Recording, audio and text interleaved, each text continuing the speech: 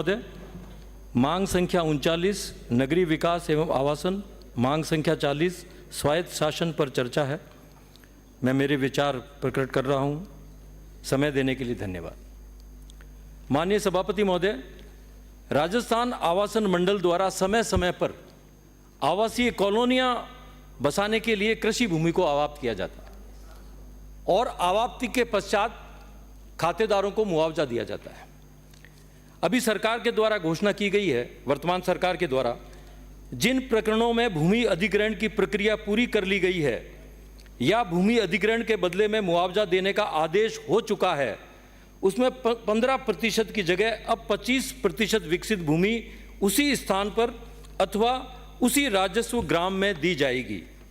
ये बहुत अच्छी घोषणा है और मैं माननीय मंत्री जी के संज्ञान में लाना चाहता हूं कि सांगानेर तहसील के ग्राम सुखालपुरा, देवरी, मांग्यावास, झालाना चोड़, बलरामपुरा एवं मानपुरा की कृषि भूमियों को मानसरोवर योजना के लिए आवाप्त किया गया था। 30 नवंबर 1982 एवं 2 जनवरी 1990 को इसका अवार्ड जारी किया गया। लेकिन इतना समय होने के बाद भी अभी तक 40 वर्षों के बाद भी खातेदारों को मुआवजा नहीं दिया गया।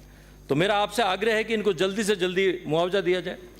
मैं माननीय मंत्री जी के और संज्ञान में लाना चाहता हूं कि गत सरकार के समय 24 सितंबर 2020 को एक परिपत्र जारी किया करके ये स्पष्ट किया गया कि यदि खातेदार या उसके वारिसान द्वारा अन्य व्यक्ति के पक्ष में रजिस्टर्ड विक्रय पत्र के द्वारा अंतिम क्रेता को अगर उसका रजिस्टर्ड करा दिया गया है रजिस्ट्री, तो विकसित भूमि का आवंटन किया जाएगा। इसके बाद में 1 जून 2022 को फिर एक परिपत्र सरकार के द्वारा जारी किया गया कि भूमि आवाप्ति के अंतर्गत अवार्ड के पश्चात पंजीकृत विक्रय पत्रों के आधार पर भूमि क्रय की जा चुकी है, उसमें अंतिम क्रेता को विकसित भूमि का आवंटन किया जा सकेगा। जेडीए इस तरह के काम कर रहा है। जेडीए ने खूब आवंटित कर दी। पाश्चात्यवर्ती जो होता है क्रेता, उसके हक में वो आवंटन करता है भूमि का।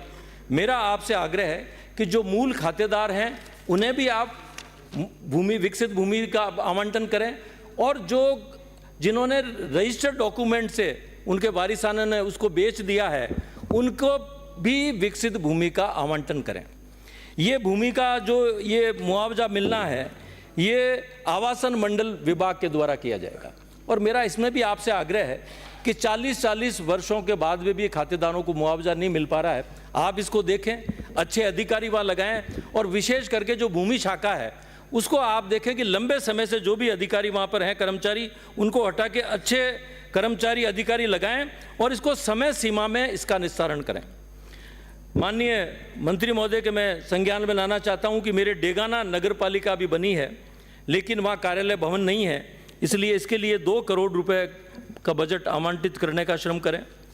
मेरे डेगाना शहर में उसकी जो भौगोलिक स्थिति है, जो टोपोग्राफी है, उसका लेवल एक समान नहीं है।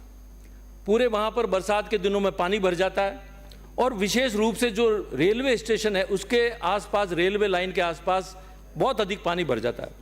मेरा इसमें राज्य सरकार से आग्रह है कि डेगाना शहर के गंदे पानी की निकासी हेतु पंपिंग एवं गंदे पानी के ट्रीटमेंट की पर्याप्त व्यवस्था की जाए और इसके लिए पृथक से 6 करोड़ रुपए का बजट आवंटित किया जाए। माननीय मंत्री महोदय, गत सरकार के समय पानी की पाइपलाइनें बिछाई गई डेगाना शहर में और सभी सड़कों को तोड़ दिया गया। तो मेरा आपसे ये भी आग्रह है कि टूटी हुई सड़कों के लिए 15 करोड़ रुपए अलग से बजट स्वीकृत करने का श्रम करें।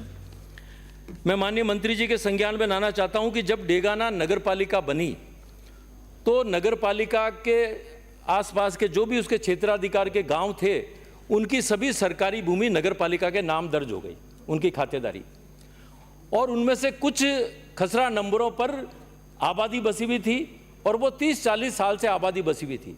उनके पास बिजली के बिल हैं, पानी के बिल हैं, लेकिन जब पट्टे की बात आई तो जमाबंदी में उस खसरा नंबर में उसकी किस्म बता रखी थी गोचर, और उसके कारण से आज तक उनको पट्टे नहीं मिले और ये प्रदेश की सभी नगरपालिकाओं की ये समस्या है। मैं इसके बारे में मंत्री जी आपके संज्ञान में लाना चाहता हूं कि जेडीए ने हजारों पट्टे चरागाह भूमि पर दे दिए हैं। जब जेडीए दे सकता है, जयपुर विकास प्राधिकरण हजारों पट्टे चरागाह भूमि पर दे सकता है, तो एक छोटी नगर पालिका वो क्यों नहीं दे सकती? और छोटा कस्बा होने से, छोटी नगर पालिका होने से अधिकारी डरते हैं पट्टा जारी करने से। तो मेरा इसमें आपसे आग्रह है कि इसका कोई ना कोई परिपत्र निकाल करके आप स्पष्ट करें कि क्यों नहीं दी जा सकती वहाँ पे पट्टे, या तो उस जमीन के बदले जमीन लें। और जब शहर में, जब उसका शहरीकरण ही हो गया, नगर पालिका बन गई, अलग से गौशालाएं हैं और उनके पास में पूरी समुचित भूमि है, तो इसका जरूर आप निस्तारण करवाएं। माननीय मंत्री जी के मैं संज्ञान में लाना चाहता हूं कि डेगाना में नगर पालिका में मास्टर प्लान बनाया गया था गत सरकार के समय। उसमें बड़ा पक्षपातपूर्ण रवैया रहा है, कुछ लोगों को लाभ देने के लिए उसको बना दिया गया है और अभी लागू नहीं हुआ। मेरा आपसे आग्रह है कि उसका सर्वे करवाया जाए और सभी को वापस सर्वे और जांच करवा करके उसके बाद में उसको लागू करें, ताकि कोई जन आंदोलन ना हो और हमारा डेगाना विकास की ओर भी अग्रसर हो। बहुत बहुत धन्यवाद। श्री सुरेश जी मोदी।